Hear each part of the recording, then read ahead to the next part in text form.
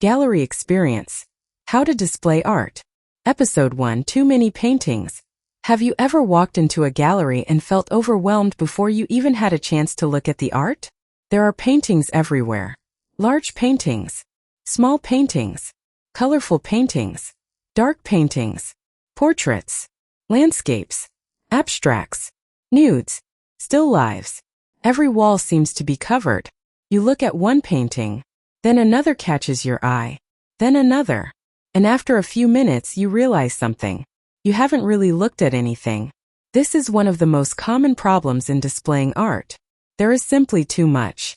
Artists often make the mistake of thinking that more artwork means a better exhibition. After all, if you have 20 paintings, why not show all 20? You've worked hard on them. You are proud of them. And you want people to see them. That is completely understandable. But a gallery exhibition isn't simply a storage room for paintings. It is an experience. And the way you arrange the artwork determines how people experience it. Think about walking into a room with one large painting on a wall.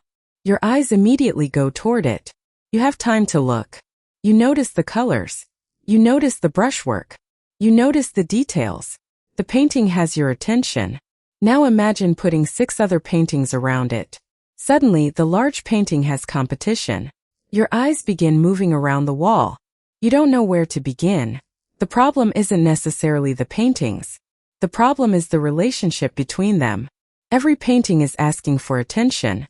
And when everything demands attention at the same time, nothing receives enough attention. This is why empty space is so important.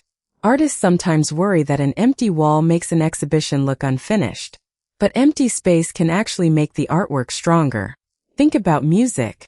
Imagine listening to a song where every instrument is playing at maximum volume all the time. There is no pause, no silence, no moment to breathe. After a while, the music becomes exhausting. Visual art can work the same way. The space between paintings is like silence in music. It gives the viewer a moment to breathe. It allows one artwork to finish speaking before another begins.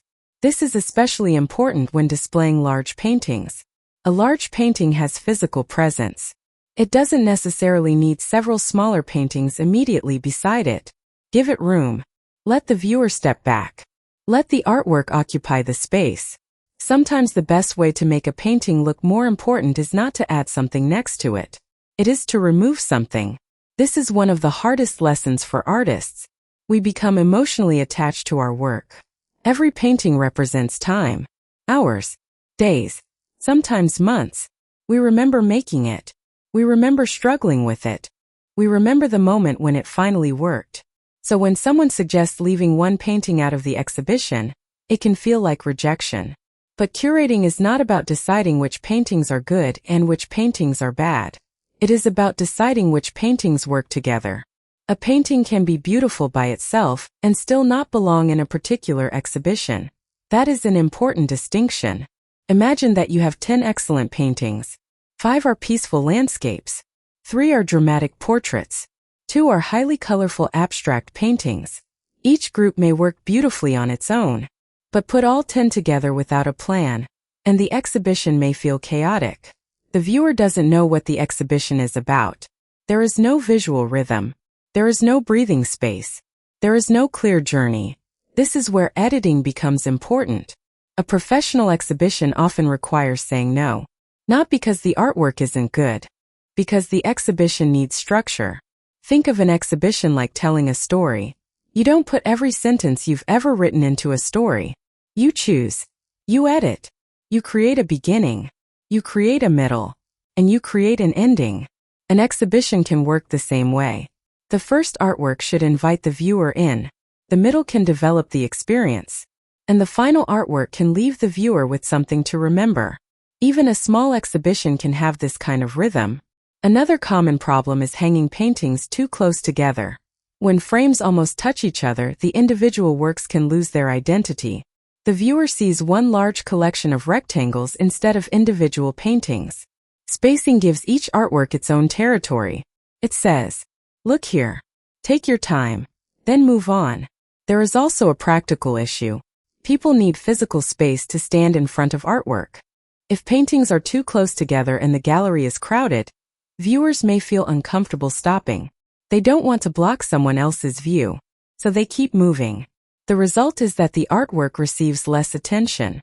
A little more space can actually encourage people to stop. And when people stop, they look. When they look longer, they are more likely to connect with the work.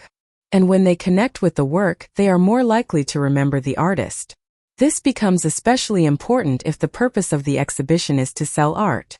You don't want potential buyers walking through a room feeling overwhelmed. You want them to notice individual works. You want them to imagine the painting in their own home or office. You want them to have enough time to consider it. If 10 paintings are competing for attention on one wall, the viewer may remember none of them. If one painting has room to breathe, it may become memorable. So before your next exhibition, don't simply ask, "How many paintings can I fit into this room?" Ask a different question. How many paintings can this room allow people to truly see?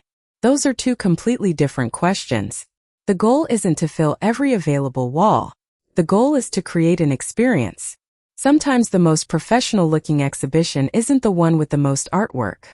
It is the one where every artwork has a reason to be there. Every painting has space. Every wall has a purpose. And every viewer has room to look. Because displaying art isn't about filling a room. It is about giving the artwork room to speak.